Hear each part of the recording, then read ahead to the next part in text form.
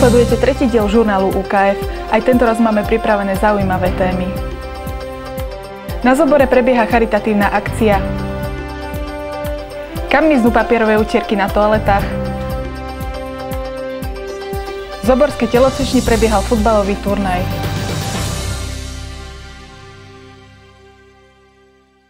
Pre niekoho sú autobusové lístky či vrchnáky z fliaž len nepotrebnými smeťami, iní môžu pomôcť. Vedeli ste, že aj v študentskom domove Zobor sa dá zapojiť do charity? Recyklujete plastové fľaše? Ak áno, na budúce odhoďte len fľašu a vrchnák si nechajte. Ak máte cestu do študentského domova Zobor, zajdite aj do miestnosti na kopírovanie. Je v nej obyčajná papierová škatuľa, kde máte podľa nápisu vhadzovať vrchnáky z fliaš. Takže v prípade, že by sa niekto chcel zapojiť do zbierky na charitu, tak stačí, ak prinesú vrchnáky z PET fliaš, zbiera sa to v miestnosti na kopírovanie a zbierame to približne do mája. Takže v prípade, že máte nejaké vrchnáky z PET fliaš, tak hej, rúb sem. Je to projekt, ktorého cieľom je vytváranie finančných rezerv na podporu sociálne slabších jednotlivcov a taktiež senzibilizovať spoločnosť na environmentálne, sociálne, kultúrne a duchovné potreby jednotlivcov a skupín. Podobnou charitatívnou aktivitou, s ktorou sa tiež môžete stretnúť, je napríklad zbieranie cestovných lístkov. Pomáhať sa dá všelijako. Či už darujete na charitu šatstvo, dáte do zberu papier a peniaze venujete tým, ktorí to potrebujú, alebo pôjdete do útulku a vezmete na prechádzku napríklad psa. Keď každý študent vhodí do tejto škatule čo je len jeden vrchnák, o chvíľu ju naplníme a pomôžeme tým dobrej veci. Pre žurnál UKF Andrea Janovská a Martina Hatňanková. Cestovanie patrí k bežnému životu študentov. Autobusy, vlaky či autá, každý spôsob má svoje svetlé i temné stránky. Tieto študentské autá často nevozia do školy len ich majiteľov, ale doslova celú armádu študentov. Jedu takhle tábořit, Škodou 100 na Oravu, spěchám, proto riskuji, projíždím. Každý študent vie, že dostať sa zo školy v piatok domov vlakom alebo autobusom nie je jednoduché z dôvodu vyťaženosti spojov. Cesta verejnou dopravou nemusí byť dokonca najlacnejším riešením. Preto mnohí volia lacnejšiu a pohodlnejšiu alternatívu, a to vopred dohodnutý stop. Prevažne chodím autobusom alebo vlakom. Ono je to také nepríjemné trochu cestovať s cudzými ľuďmi, radšej autobusom a tak. Svoju ponuku alebo dopyt po jazde môžete zverejniť na viacerých webových stránkach alebo na Facebooku. Využívam toto, pretože sa nazbiera, väčšinou sa mi teda nazbiera plné auto a tým aj ušetrím za tú cestu, čiže ja som rada, že to takto funguje. Nemusíte cestovať nudným autobusom. Si městem v klidu jsem se šoural svou fantastickou bílou karosou. Ale počas jazdy si môžete užiť kopec zábavy.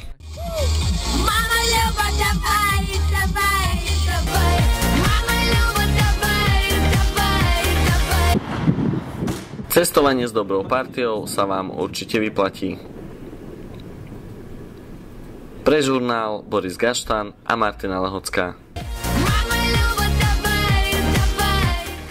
Návštevníci študentských toaliet si mohli všimnúť, že v zásobníkoch pravidelne chýbajú papierové utierky a objavujú sa tam len pri špeciálnych príležitostiach. My sme zisťovali, prečo tomu tak je. Na toaletách je okrem toaletného papiera potrebné aj mydlo. Nie vždy sú však tieto veci samozrejmosťou. Aj keď toaletný papier by mal byť jemný k vám, k tomu na školských toaletách musíte byť jemný vy, aby sa nepretrhol skôr, ako plánujete. Napriek tomu sa však na toaletách aspoň nachádza, čo sa nevždy dá povedať o mydle či papierových utierkach. Tak toaletný papier väčšinou sa mi stalo, že tam bol vždy. Ale utierky papierové, tak to som ešte nenašla nikdy na veckách. Väčšinou iba je to vždycky prázdne. Často sa mi stalo, že chýbajú tie utierky. Sice niekedy som videl, že tam boli, ale väčšinou tam chýbajú. Toaletný papier sa mi nestalo, že by chýbal, zatiaľ vôbec. Papierové utierky však na toaletách nechýbali vždy. Tie nedávame, iba keď sú akcie. Z jednoduchého dôvodu, že dievčatá to používali miesto toaletného papiera a obchávali kanalizáciu.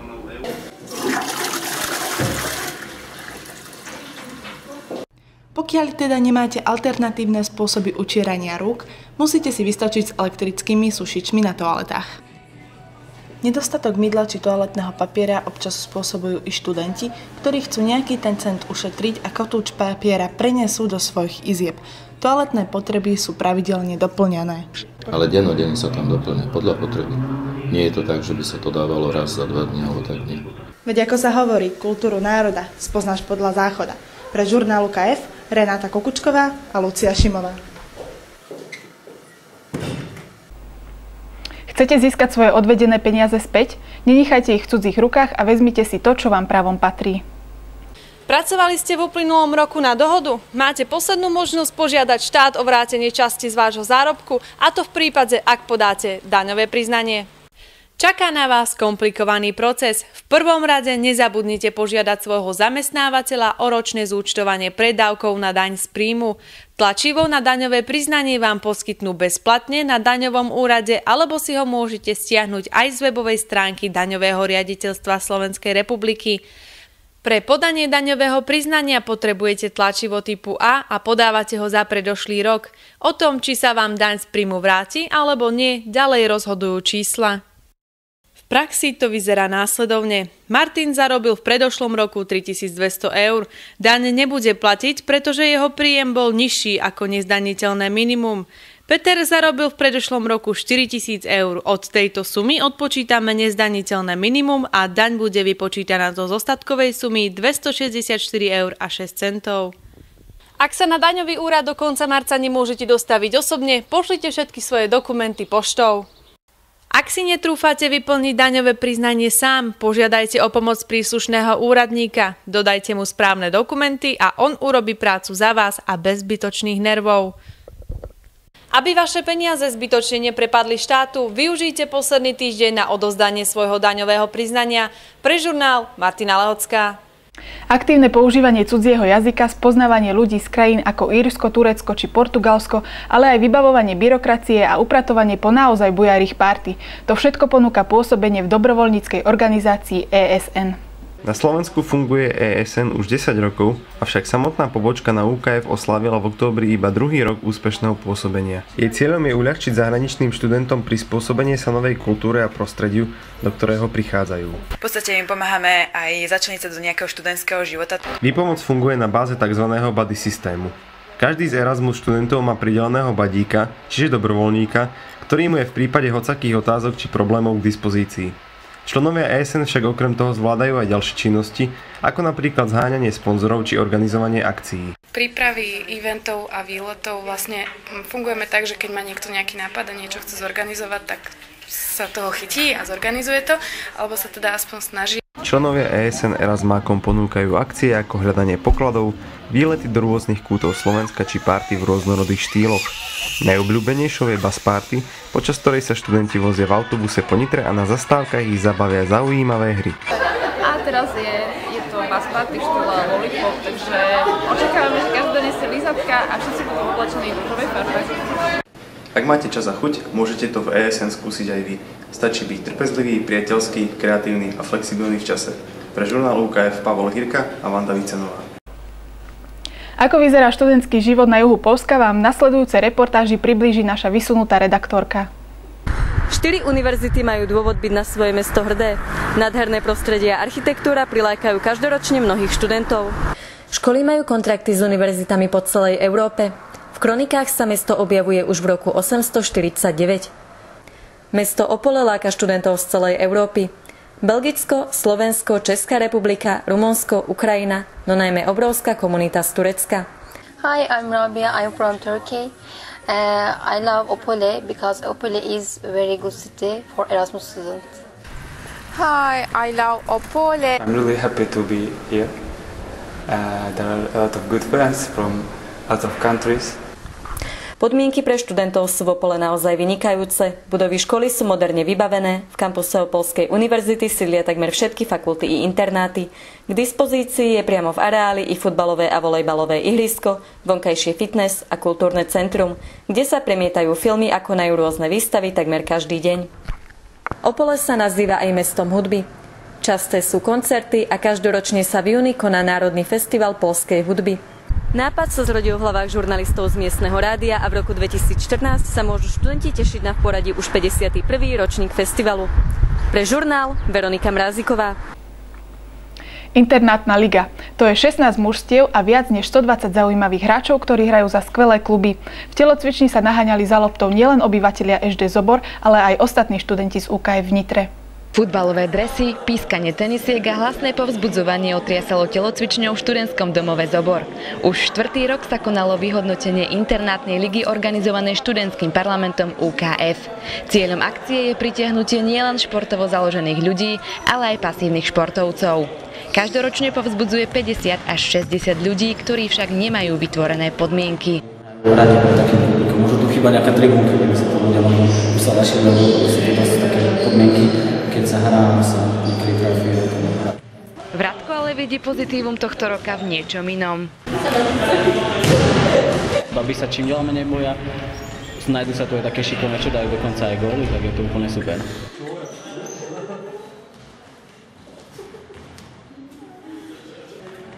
Pre víťazov boli prichystané aj zaujímavé ceny. Krom sošiek a nejakých medailí, aj nejaké občerstvenie na pife a rôzne súťaže, drinky, piva zadarmo. Každý, kto príde má svietiaci na ramok zadarmo, tak je to, myslím, že vydarená akcia už.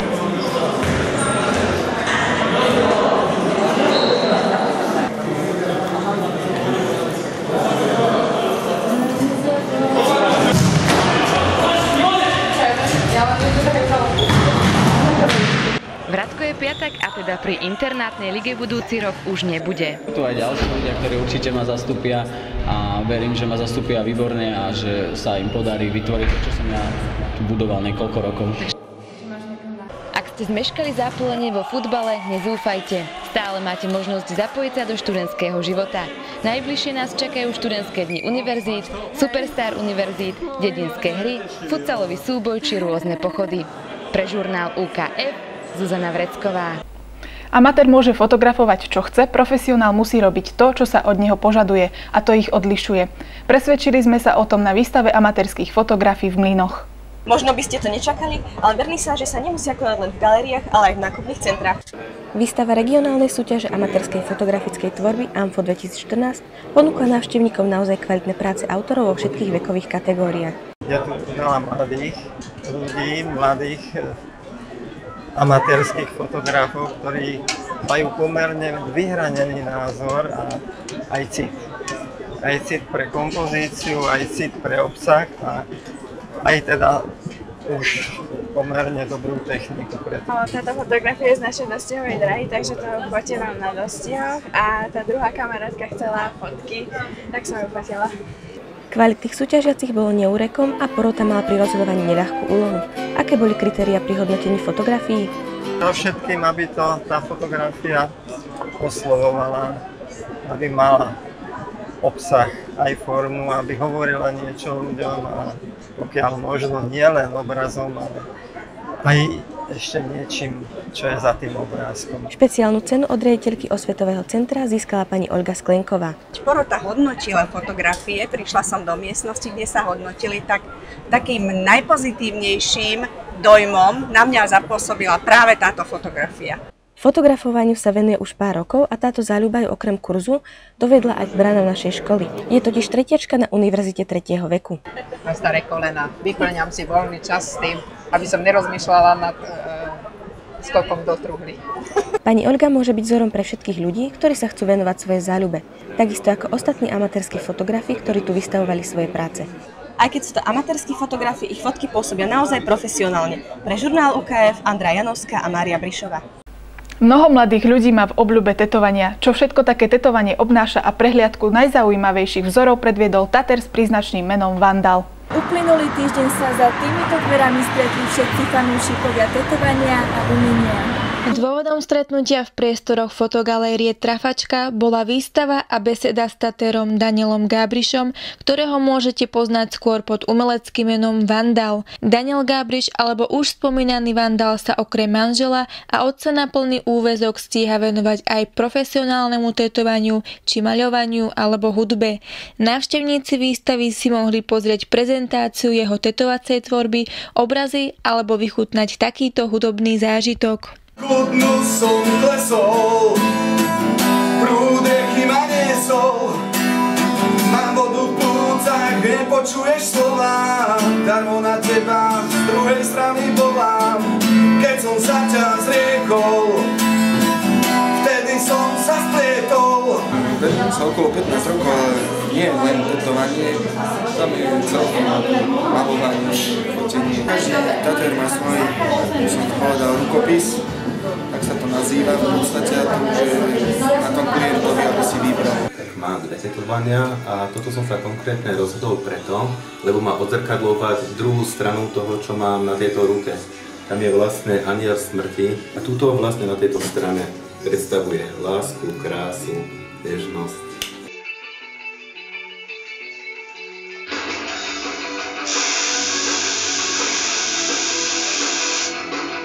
To prvé tetovanie som si dal asi 6 rokov dozadu.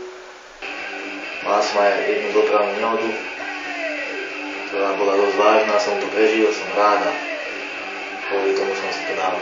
Ak ste aj vy uvažovali nad tetovaním, dobre si to premyslite, pretože prerábanie či celkové odstraňovanie vás môže výjsť finančne drahšie, ale aj bolestivejšie. Pre žurnál Lucia Straniáková. To už bola posledná správa tohto týždňa. Tešíme sa na vás aj na budúce. Dovtedy dovidenia.